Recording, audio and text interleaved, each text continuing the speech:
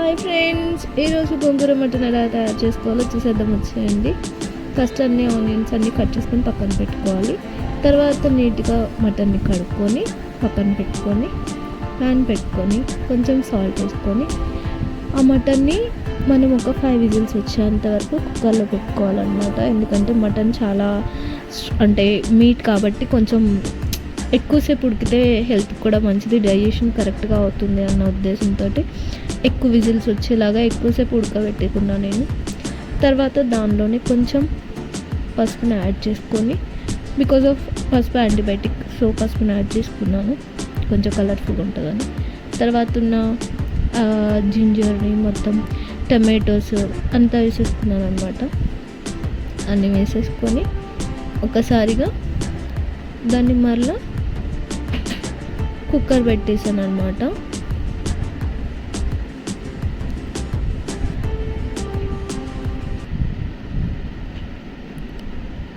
తర్వాత దాన్ని ఒక 2-3 విజిల్స్ వచ్చే వరకు ఉంచి మళ్ళీ ఓపెన్ చేసి గోంగూరని యాడ్ చేసుకోవాలి.